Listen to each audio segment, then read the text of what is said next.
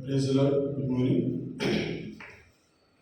వాక్యం ధ్యానిస్తుండగా మరొకసారి నూతన సంవత్సరంలో సంఘ తరఫున మీ అందరూ కూడా నూతన సంవత్సర శుభాకాంక్షలు తెలియజేస్తూ చిన్న ప్రార్థన చేసుకుని మనం ఆరంభించుకుందాం. సర్వశక్తుల సర్వాధికారి నిధిలోదండి సమాధానకర్త నీకే కృతజ్ఞతాస్తుతులు చెల్లిస్తున్నాను. అందుకని సమయంలో మరి నూతన సంవత్సరం మొదటి రోజు నేను స్తుతించి నేను ఆరాధించే ఆధిక్యతను ధన్యతను దయచేసినందుకు గడిచిన సంవత్సరం అంతా మీరు మమ్మల్ని కాపాడి భద్రపరిచి వందనాలు చెల్లిస్తున్నాను. మాకు ఇచ్చిన ఈ నూతన దినము నూతన సంవత్సరాన్ని బట్టి వందనాలు. మరి సంవత్సరం మొదలుకొని సంవత్సరాల వరకు కూడా నీ కన్ను దృష్టి మా పైన ఉన్నందుకు వందనాలు చెల్లిస్తున్నాను.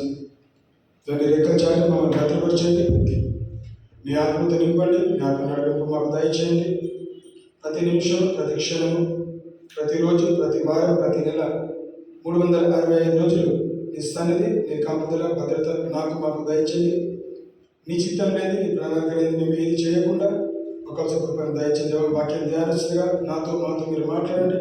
వాక్యం సత్యంలో మమ్మల్ని నడిపించడం ప్రార్థిస్తున్నాం. దేవ వాక్యం ఇతర మా జీవితంలో మా హృదయంలో నాటబడాలని ఈ వాక్యం ఊరంతలో ఫలితం మాకు తెస్తుందని నమ్ముతూ వందనాలు చెల్లిస్తూ యేసుక్రీస్తు పరిశుద్ధంగా మమ్మల్ని ప్రార్థించి వేడుకుంటున్నాం తండ్రి. ఆమేన్.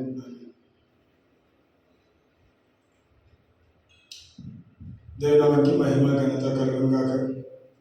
ఉదయకాల సమయంలో దేవుడు మనకి ఇచ్చిన ఈ నూతన సంవత్సర వాగ్దానము 100-fold హార్వెస్ట్, 100 ఫలము అని దేవుడు మనకి అనుగ్రహించారు. సో మరి ఆ వాక్యాన్ని ఉద్దేశిస్తూ మరి ఆదికాండము 26వ అధ్యాయము మనం ఒకసారి ధ్యానిస్తాం. ఆదికాండము 26వ అధ్యాయము మనం ఒకసారి గమనిస్తాం. వర్స్ 1 నుంచి క్రమంగా అనే అధ్యాయంతో మనం ఒకసారి ధ్యానించుకుందాం.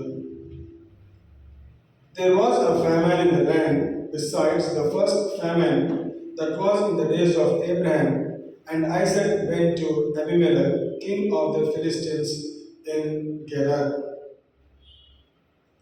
ఇక్కడ గమనిస్తే మరి 26వ అధ్యాయం మొదటి వచనం.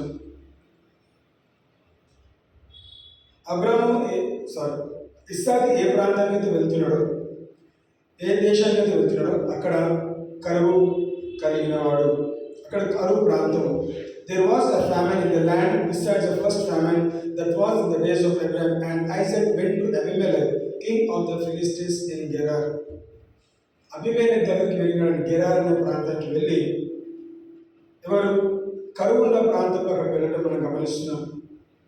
సో దేవుడు రెండవది గమనిస్తే, then the Lord appeared to him and said, do not go down to Egypt, live in the land of which I shall tell you. ఎప్పుడైతే ఇస్సాకు ఇక్కడ కరువు ఉంది కదా, కరువు ప్రాంతాన్ని విడిచిపెట్టి మంచుకున్న ప్రాంతానికి వెళ్దాము అన్న ఆశతో వెళ్తున్నట్లయితే దేవుడు తనకి ప్రత్యక్షితమై ఏమన్నాడు, నువ్వు ఐగుప్తు దేశానికి వెళ్ళకు, నువ్వు ఇక్కడే గెరార్ అనే ప్రాంతంలో ఉండు అంటే, లేదంటే live in the land of which I shall tell you, నేను నీకు చెప్పబోయే చూపెట్టే ప్రాంతంలో నీవు ఉండు అని ఇస్సాకుని దేవుడు హెచ్చరించడము, లేదంటే దేవుడు దర్శించి తనకి ఒక ఇన్స్ట్రక్షన్ ఇవ్వటం మనము గమనిస్తున్నాం. మూడవది గమనిస్తే, dwell in this land and I will be with you and bless you, for to you and your descendants I give all these lands, and I will perform the oath which I swore to Abraham your father. ఏమన్నాడు? dwell in the land which I give unto you.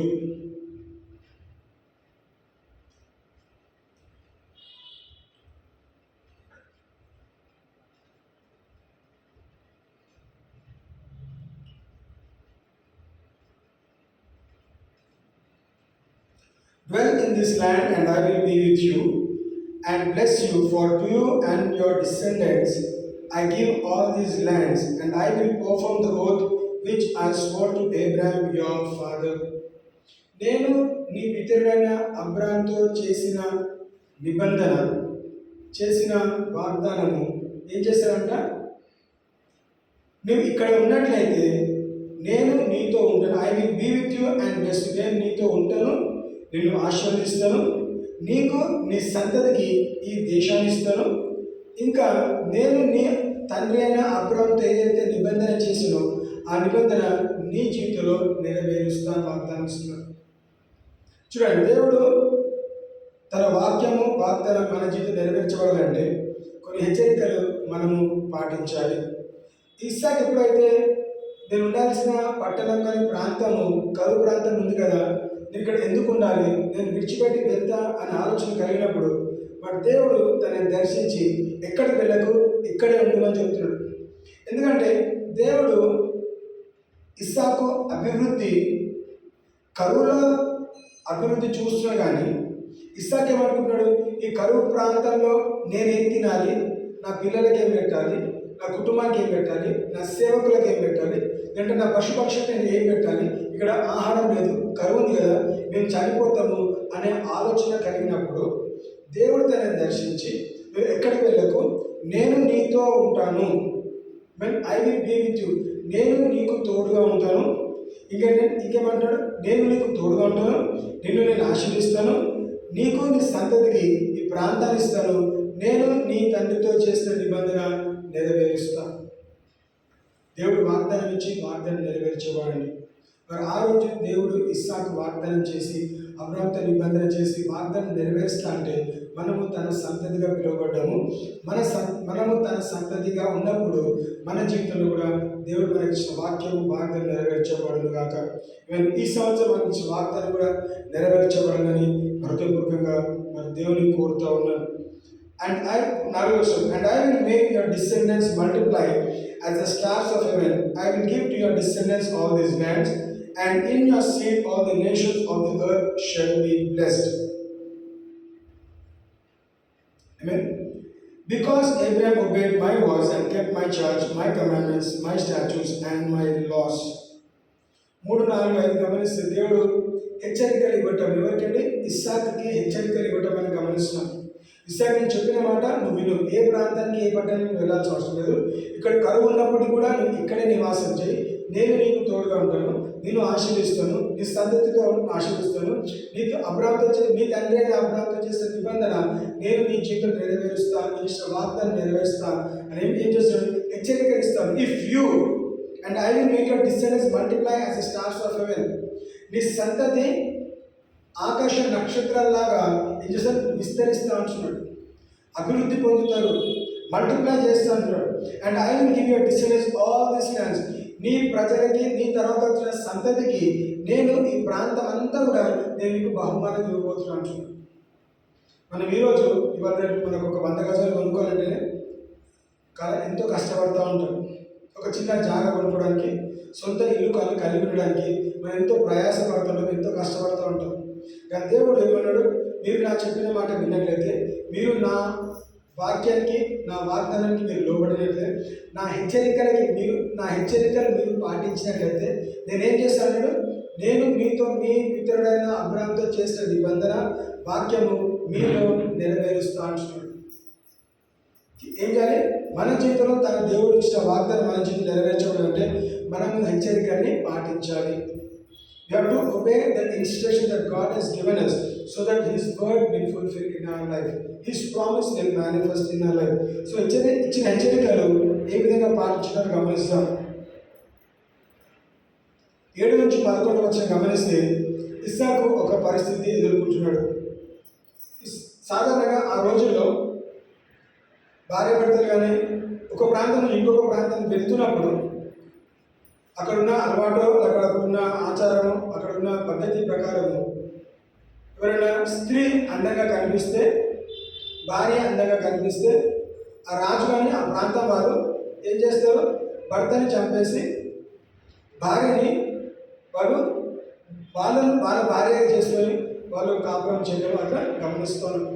So ఆ భయంతో ఇస్సాకు Gerar అనే ప్రాంతం వెళ్ళినప్పుడు మరి అభిమేలకు వాళ్ళకి చెప్పిన మాట ఏంటంటే, ఈ రెబెకా అనే స్త్రీ నాకు చెల్లెలు, నాకు పెళ్లి కాలేదు, నా భార్య కాదు అని అట్లా ఆ వివరణ మనం గమనిస్తాం. And the men of the place asked about his wife, and he said, She is my sister.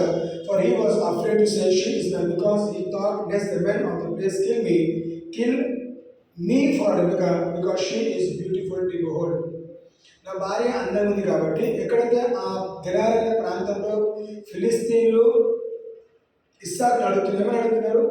ఈమె ఎవరు అంటే నా భార్య అని చెప్పుకోకుండా భయపడుతూ ఈమె నా చెల్లెలు, ఎందుకు భార్య అని చెప్తే నన్ను చంపేసి నా భార్యని వాళ్ళు తీసుకెళ్తారు అన్న ఆలోచనతో ఈమె నా చెల్లెలను చెప్పి తప్పించుకోవటం మనం గమనిస్తున్నాం. కొద్ది కాలం తర్వాత అబీమెలెకు ఇస్సాకుని గమనిస్తాడు. ఇస్సాకు ఇంకా రెబెకా ఇద్దరు కూడా అన్యోన్యంగా, ఇద్దరు కూడా కలిసి భార్య భర్తలుగా కలిసి ఉండటము అబీమెలెకు గమనించి పిలిచి ఏమంటాడు? నువ్వు ఎందుకు మాతో అబద్ధం మాట్లాడినావు? మాకెందుకు అబద్ధం చెప్పినావు? ఈమె నీ చెల్లెలు కాదు, ఈమె నీ భార్యనే. అప్పుడు ఇస్సాకు చెప్పిన మాట ఏంటంటే, నేను భయపడి నేను భార్య అని చెప్తే ఈమె కారణంగా నన్ను చంపేసి నా భార్య మీరు తీసుకుంటారన్న ఆలోచన ఉంది కాబట్టి భయపడి ఆ విషయంలో భయపడి నేను ఈ స్త్రీ నా చెల్లెలు అని చెప్పినా అని అక్కడ సంభాషణ. చూడండి, ఆ మాట చెప్పిన తర్వాత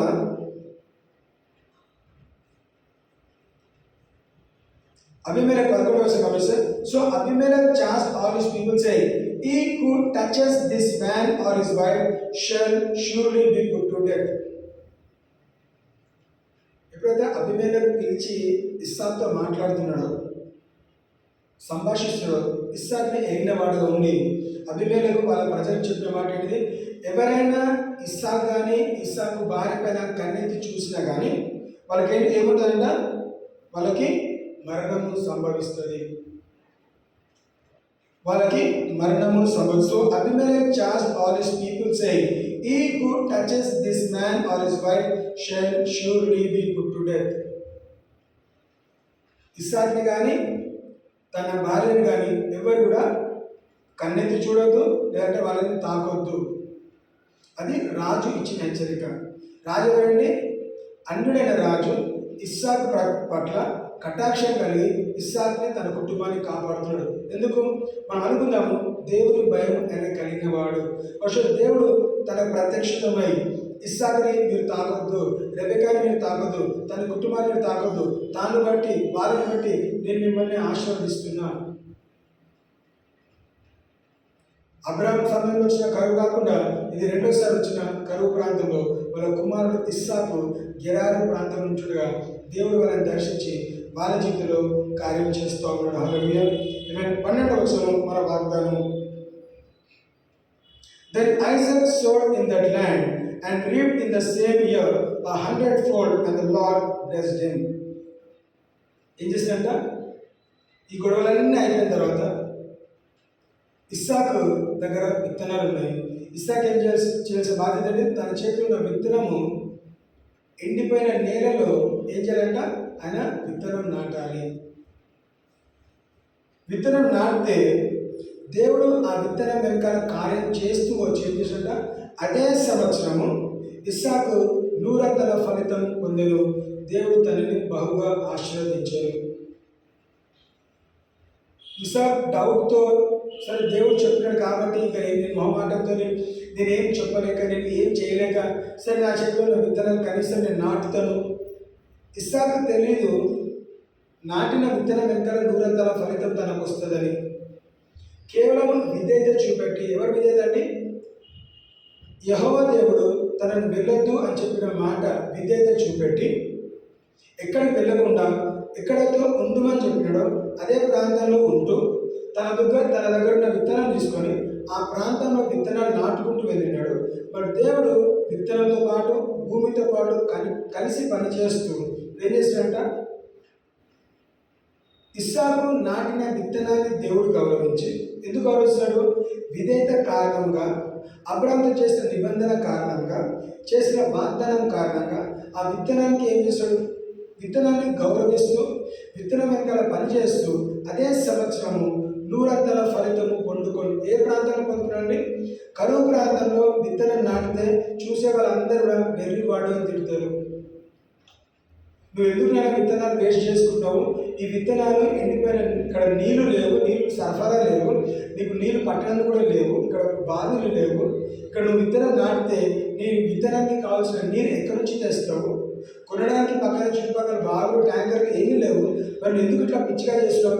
పక్క ప్రాంతానికి వెళ్ళి, పక్క దేశానికి వెళ్ళి బహుశా అక్కడ విత్తనం నాటని బహుశా అనేక మంది సలహాలు ఇచ్చిండొచ్చారు, రాసలేదు కానీ అనుకుందాం. మానవ తత్వము ఉచిత సలహాలు ఇవ్వడానికి అందరూ వస్తారు, సహాయం చేయడానికి ఎవరు కనిపించారు. సో బహుశా ఆ ప్రాంతంలో కూడా తనతో పాటు పనిచేసే సేవకులు కానీ, లేదంటే తనతో చుట్టుపక్కల ఉన్న ఆ ప్రాంత ప్రజలు కూడా ఏమైనా మేమే మా దగ్గరే కరువు ప్రాంతంలో ఉన్నాము, ఇక్కడ పంట రాదు, నువ్వు విత్తనం నాటుతున్నావు, నువ్వు ఎందుకు ఈ విధంగా చేస్తున్నావు అని హేళన చేసిన వాళ్ళు కూడా ఉండొచ్చు. కానీ ఆ పరిస్థితిలో ఇస్సాకు ఎవరి మాట పట్టించుకోలేదు. ఎవరి మాట పట్టించుకున్నాడు? దేవుడు తనతో చేసిన వాగ్దానాన్ని పట్టించుకున్నాడు. తప్పకుండా నాకు తెలిసి అక్కడ ఆ రోజుల్లో కూడా వ్యతిరేకత ఆయన అనుభవించుంటాడు. ఎంతమంది తృణీకరించినా, ఎంతమంది హేళన చేసినా, ఎంతమంది ఎటకారంగా మాట్లాడినా, ఎంతమంది తనని తృణీకరించినా, ఎంతమంది తనని అనేక మాటలు మాట్లాడిండొచ్చు. స్పెసిఫిక్ ఏం రాసలేదు, కానీ మనం అనుకుందాము, అర్థం చేసుకుందాము, మనం గ్రహించినట్లయితే ఈ మాటలన్నింటినీ కూడా ఏం చేస్తాడు? ఒక చెవి నుంచి వినడము, ఇంకొక చెవి నుంచి వదిలేయటం. ఏ మాటని పట్టించుకోలేదు. ఏ మాట పట్టించుకున్నాడు? దేవుడు తనని దర్శించి తనకిచ్చిన వాక్యము, వాగ్దానము, నిబంధన, హెచ్చరికలన్నీ కూడా చెవుల నుండి ఒక చెవి నుంచి విని ఇంకొక చెవి నుంచి వదలలేదండి. ఆ చెవుల నుంచి విన్నదన్నీ కూడా తన హృదయంలో నాటబడ్డది. కాబట్టి హృదయమైన పలక మీద రాయబడ్డది.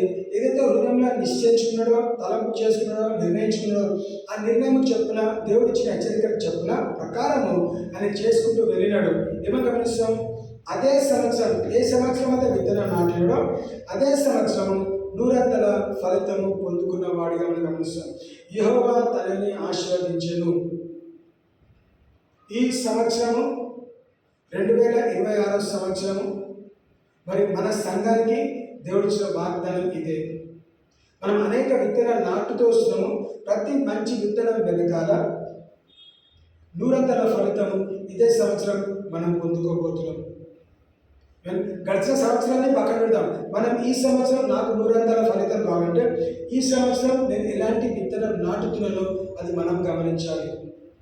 నీ చుట్టుపక్కల పరిస్థితులు నీకు అనుకూలం ఉండకపోవచ్చు, ఎండిపోయిన పరిస్థితిగా ఉండొచ్చు, కరువు పరిస్థితి ఉండొచ్చు. అయినను దేవుని మాట చెప్పున, దేవుని వాగ్దానం చెప్పున అబ్రాహాము సంతానంగా దేవా ఆ రోజు ఇస్సాకును ఆశీర్వదించు, ఈరోజు నన్ను ఆశీర్వదించు. నీ మాటకి విధేయతగా నీ వాక్యానికి లోబడుతూ నీ వాక్య ప్రకారము ఇదిగో నా చేతున్న విత్తనం అంటే ఆ రోజు సహజంగా విత్తనం తన చేతిలో ఉంది. ఈరోజు మనం పనివారం కాదు, లేదంటే వ్యవసాయం చేయట్లేదండి. విత్తనం అనేది మనం చేసిన మాటలు, క్రియలు, చేష్టలు, తలపులు, ఊహలు, ఆలోచన, మన క్రియలన్నీ కూడా ఒక విత్తనంగా ఉంటున్నది. మన దేవుని వాక్యాన్ని కూడా ఒక విత్తనంగా మనం తీస్తున్నాం. నేను ఇక్కడ నిలబడి కేవలం పరిచయం చేసిన నేను చేయట్లేదు, కేవలం వాక్యాన్ని పరిచయం చేసిన అంటే ఈ వాక్యం పలుకుతుండగా ఈ వాక్యం అనేది విత్తనం కాబట్టి మన హృదయంలో అది విత్తనంగా నాటబడుతుంది. సో ఈ నాటబడిన విత్తము మన జీవితంలో 100 ఫలితం తేవాలంటే మనం ఏం చేయాలి? విత్తనాన్ని మనం గౌరవించాలి. విత్తనం నాటిన తర్వాత ప్రార్థన చేయాలి. ఎందుకు? దేవుడు విత్తనం విషయంలో జోక్యం చేసుకోకపోతే ఆ విత్తనం ద్వారా రావాల్సిన 100 ఫలితం మనం అనుభవించము. దేవుని ఉద్దేశం ఏంటిది? మనం వర్ధిల్లాలి, 100 ఫలితం మనం అనుభవించాలి. అది దేవుని ఉద్దేశం కాబట్టి మనల్ని దర్శించి దేవుడు మనకు ఒక వాగ్దానం ఇస్తూ వచ్చినాడు. ఆమేన్. 13వ వచనం గమనిస్తే the man began to prosper and continued prospering until he became very prosperous.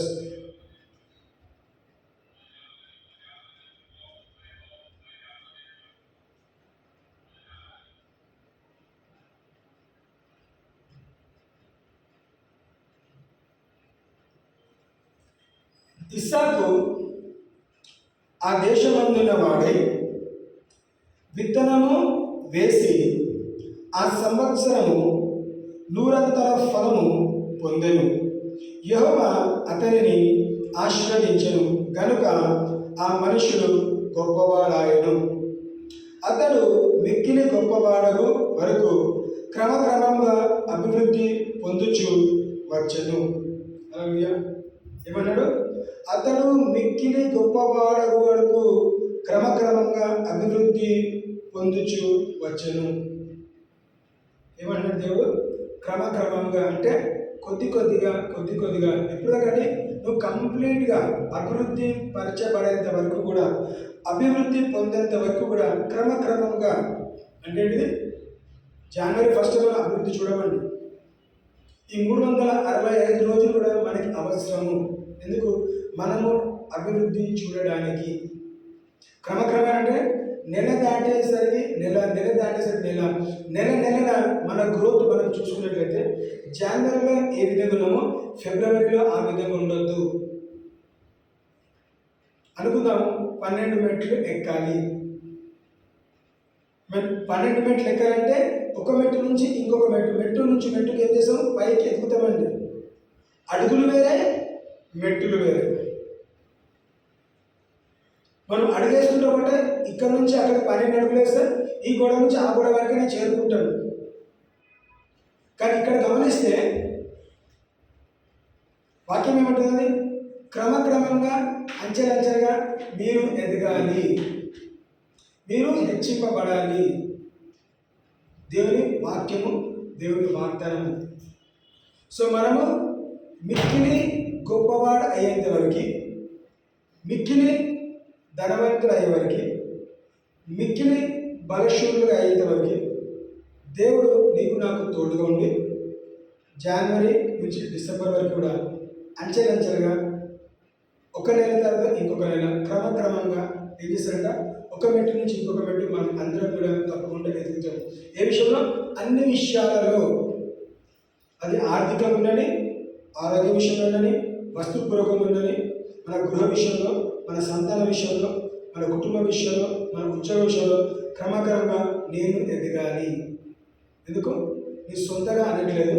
దేవుడు నాకు నా సంఘానికి వాక్యం ఇచ్చిన కాబట్టి ఆ వాగ్దానం చెప్పిన నేను 100 ఫలితం నేను చూస్తాను.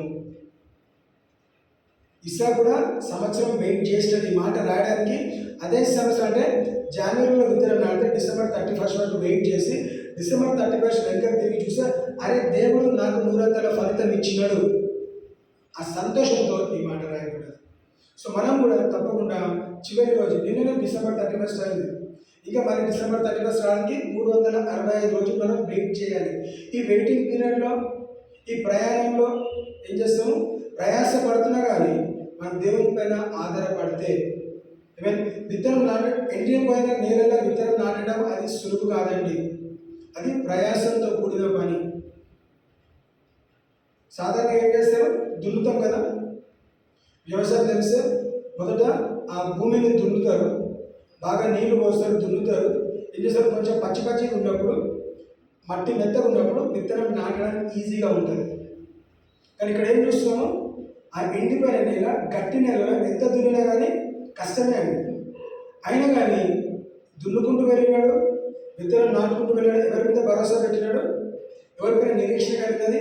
నా తండ్రి, నా దేవుడు నన్ను దర్శించి, నా తండ్రి అయిన దేవుడు అబ్రాహాముతో చేసిన వాగ్దానం, నిబంధన నా పట్ల కూడా చేశాడు కాబట్టి నేను నా సంతతి వర్ధిల్లుతాను, నేను నా సంతతి విస్తరిస్తాను అన్న మాటను స్వీకరించి దేవుని వాక్యం పట్ల సంపూర్ణంగా నమ్మి విధేయత చూపెట్టి విత్తనం నాటిన తర్వాత అదే ఇస్సాకు, ఏ ఇస్సాకు అయితే బహుశా దుఃఖము, బాధ, వేదనతోనే ప్రయాసముతో విత్తనం నాటినాడో పంట కోస్తున్నప్పుడు సంతోషం, ఆనందం, ఉత్సాహంతో కోసం. ఎందుకు?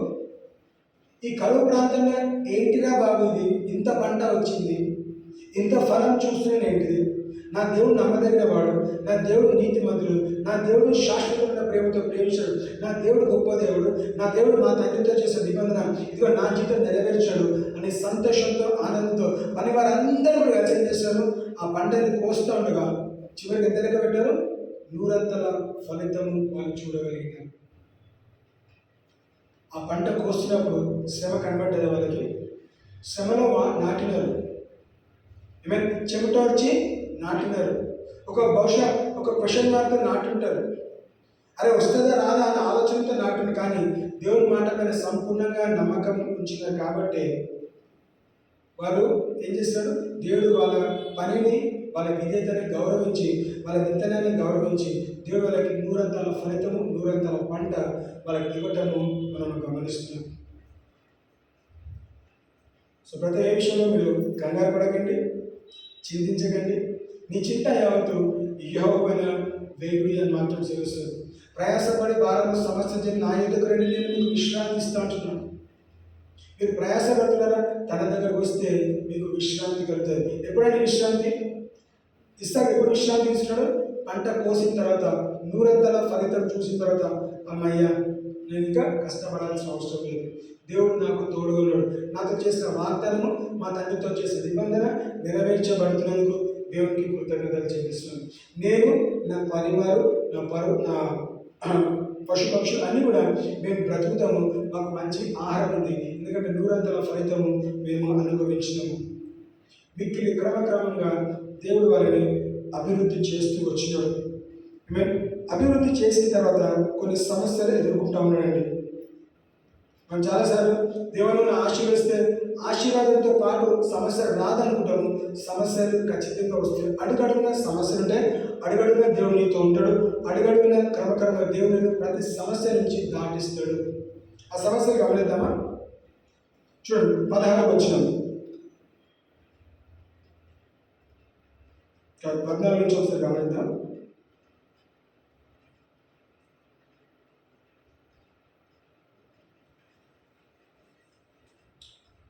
ఏ విధంగా అయితే ఇస్సాకు ఎదుగుతూ వచ్చినాడో, గొప్పవాడు అయితే వచ్చినాడో, ఫిలిస్తీన్లు అందరూ కూడా ఏం చేశారు? తన మీద అసూయ పెంచుకున్నారు. మాట చదువుదామా? అతనికి గొర్రెల ఆస్తియు, గొడ్ల ఆస్తియు, దాసులు గొప్ప సమూహమును కలిగినందున ఫిలిస్తీన్లు అతని యందు అసూయపడిరి. ఎందుకు అసూయపడుతున్నారు?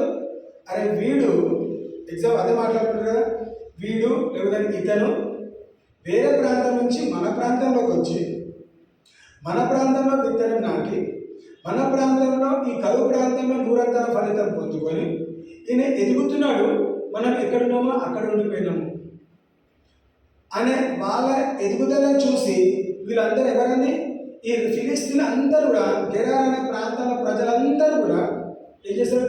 తన మీద అసూయ పెంచుకున్నారు, ద్వేషం పెంచుకున్నారు. ఆ ద్వేషం కారణంగా ఏం జరిగిందని చూద్దామా? 15వ వచనం, అతని తండ్రి అయిన అబ్రాము దినములలో అతని తండ్రి దాసులు తవ్విన బావులన్నిటినీ ఫిలిస్తీన్లు మన్ను పోసి పూడ్చేసిరి.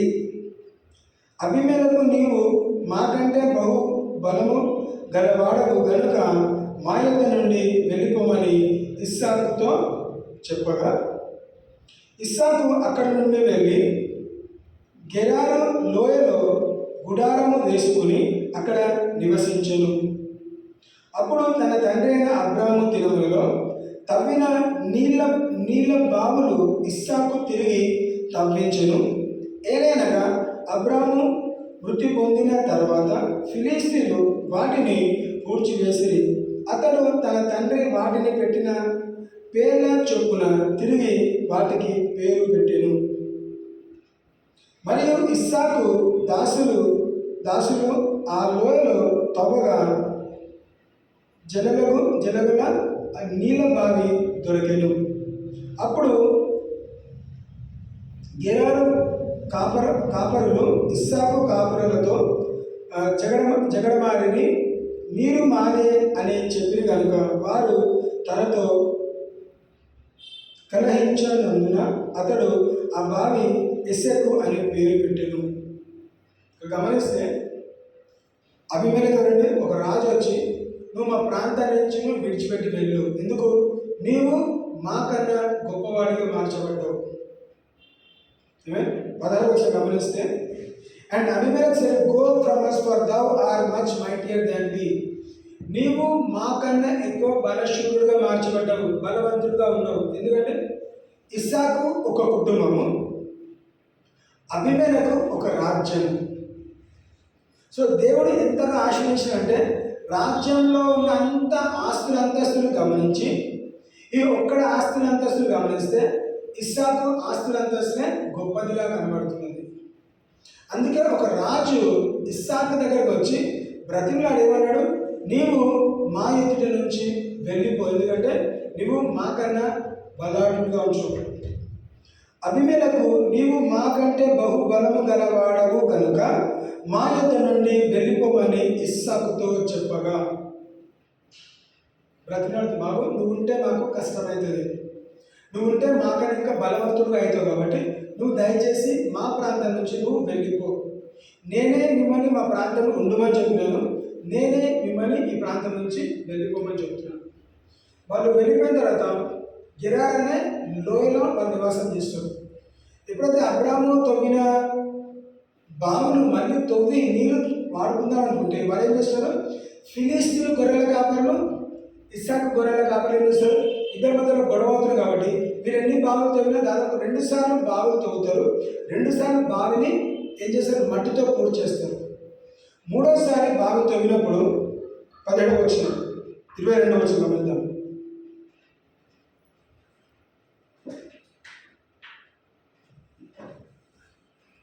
అతడు అక్కడ నుండి వెళ్ళి మరి యొక్క బావి తవ్వించెను, దాని విషయమై వారు జగడ మాడలేదు కనుక అతడు ఇప్పుడు యెహోవా మనకు ఎడము చేయున్నాడు కనుక ఈ దేశమందు అభివృద్ధి పొందుతామని కొని దానికి రెహోబోతు అను పేరు పెట్టాను.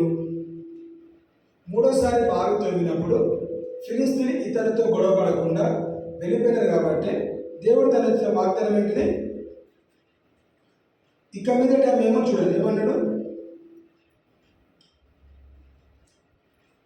For now the Lord hath made room for us and we shall be fruitful in the land. దేవుడు మాకు ఈ ప్రాంతంలో ఏం చేశాడ, ఒక రూమ్ తయారు చేస్తాడు, మాకు ఒక విశాలమైన ప్రాంతం ఇచ్చాడు కాబట్టి దేవుడు మమ్మల్ని ఫలభరితంగా మార్చబోతున్నాడు.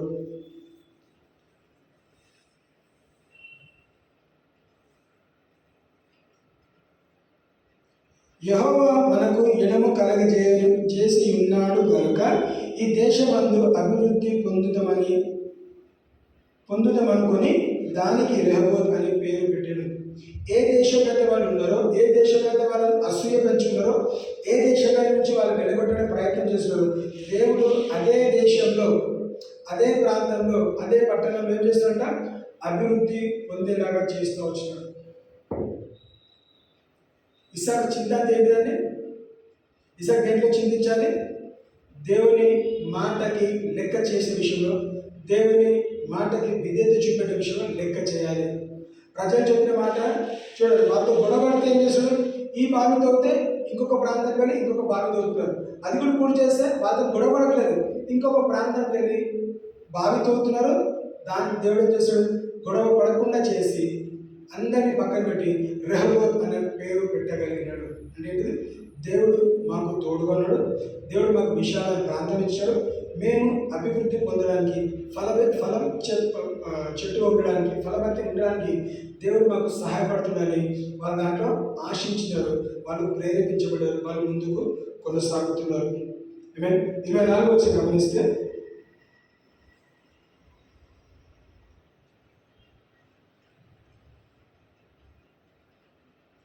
ఆ రాత్రి యెహోవా అతనికి ప్రత్యక్షమై, నేను నీ తండ్రి అయిన అబ్రాహాము దేవుడను, నేను నీకు తోడై ఉన్నాను కనుక భయపడకము, నా దాసుడైన అబ్రాహామును బట్టి నిన్ను ఆశీర్వదించి నీ సంతానమును విస్తరింపచేసిదని చెప్పాను. అలాగే ఒకసారి దర్శించినాడు, వెళ్ళిపోదన్నాడు. ఇంకొక రాత్రి మళ్ళా దర్శించి ఇప్పుడేమన్నాడు, భయపడకు. అలాగే భయపడకు, ఇంకేమన్నాడు, నీ తండ్రి అయిన అబ్రాహాము దేవుడను, నేను నీకు తోడై ఉన్నాను మొదటిగా కనుక భయపడకము, నా దాసుడైన అబ్రాహామును బట్టి నిన్ను ఆశీర్వదించదను. హల్లెలూయా. మరి ఆ రోజు అబ్రాహాము సంతానంగా దేవుడు ఇస్సాకుని ఆశీర్వదిస్తే, ఈరోజు మనము యేసుక్రీస్తు ద్వారా అబ్రాహాము సంతానంగా పిలువబడుతున్నాము. సో అబ్రాహాముతో చేసిన వాక్యము, అబ్రాహాముతో చేసిన నిబంధన మన జీవితంలో కూడా నెరవేర్చబడుతుంది. ఎప్పుడు నెరవేర్చబడుతుంది? ఏ విధంగా అయితే ఇస్సాకు విధేయత చూపెట్టి ఏ విషయంలో గొలగకుండా, ఏ విషయంలో సనగకుండా, తనతో దెబ్బలాడుతున్నా కానీ తిరిగి దెబ్బలాడకుండా ఒక ప్రాంతం నుంచి ఇంకొక ప్రాంతం వెళ్తూ, ఏ ప్రాంతంలో అయితే తను అసూయించుకున్నాడో, ఏ ప్రాంతంలో తనతో గొడవపడుతున్నాడో, ఏ ప్రాంతంలో తనకి చావు అనే భయభ్రాంతులతో ఉన్నాడో, అదే ప్రాంతంలో అదే పట్టణంలో దేవుడు చెప్పినాడు కనుక ఆయన నిలబడ్డాడు, ఉన్నాడు, ఇతను నాటినాడు, 100 ఫలితం తీసుకున్నాడు. అబ్రాహామును బట్టి నిన్ను ఆశీర్వదిస్తా, నీ సంతానాన్ని ఆశీర్వదిస్తాం. సో అబ్రాహామును బట్టి దేవుడు నన్ను ఆశీర్వదిస్తాడు, నా సంతానాన్ని కూడా దేవుడు ఆశీర్వదిస్తాడు. అది మనం ప్రకటించాలి. ఫస్ట్ నమ్మాలి. నేను అబ్రాహాం సంతానంగా పిలువబడుతున్నాను యేసుక్రీస్తు ద్వారా. సో అబ్రాహాంతో చేసిన నిబంధన నా జీవితం నెరవేర్చబడుతుంది, నేను అనుభవిస్తాను, 100 ఫలితం నేను అనుభవిస్తాను. ఈ సంవత్సరం అంతా కూడా నెల నుంచి నెల క్రమక్రమంగా మెట్టు నుంచి మెట్టు నేను తప్పకుండా ఎదుగుతా, నేను వర్ధిల్లుతా, నేను ఫలం ఇచ్చేవాడుంటాను, నేను ఆశ్రయించబడతా, నా సంతతి ఆశ్రయించబడుతుంది, దాని తర్వాత నా సంతానం కూడా ఆశ్రయించబడుతుంది. నా హస్తాన్ని దేవుడు ఆశ్రయిస్తాడు, నా కష్టం తగిన ఫలితం ఇస్తాడు. నేను నాటే ప్రతి విత్తనం 100 ఫలితం దేవుడు నాకు ఖచ్చితంగా ఇస్తాడు. నెల 12 నెలల పంట మనం తప్పకుండా అనుభవిస్తాము. మనం నమ్ముదాము, విశ్వసిస్తాం. ఏదో నేను చెప్పినది కాదు, దేవుని వాక్యం రాయబడేది. మనం హృదయపూర్వకంగా నమ్మి విశ్వసించి మన వాక్యాన్ని అనుసరణ చేస్తే మనం అందరం కూడా తప్పకుండా మనము అనుభవిస్తాం. మరి చివరిగా 29వ వచనం,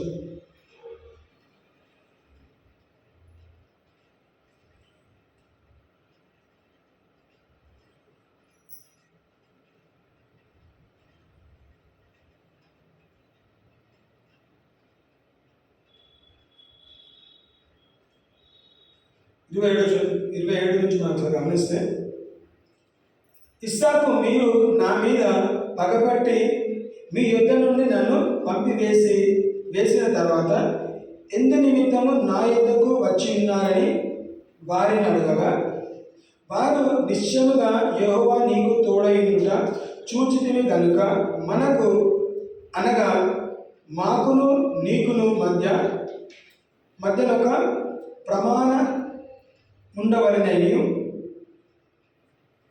మేము నిన్ను ముట్టక నీకు మేలే తప్ప మరేమీ చేయక నేను సమాధానముగా పంపివేసితిని కనుక నీవును మాకును కీడు చేయకుండానట్లు నీతో నిబంధన చేసి కొందుమని అనుకుంటివి.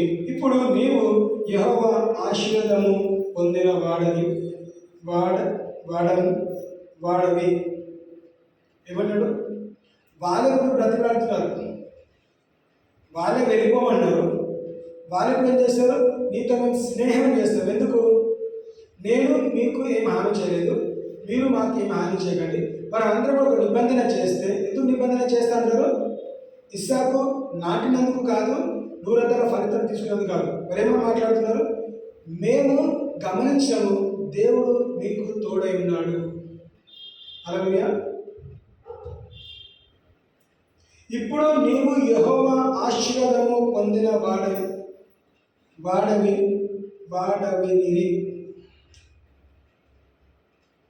ఎవరు ఆశీర్వాదం అండి?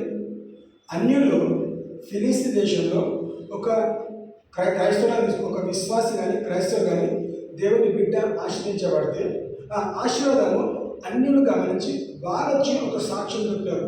మేము ఇప్పుడు ఎరిగిన వాళ్ళం ఏంటిది? నువ్వు నమ్మే దేవుడు జీవం గల దేవుడు. ఎందుకంటే మేము కూడా ఈ కరువు ప్రాంతంలో విత్తనం నాటినా కానీ మేము ఫలము పంట చూడలేదు.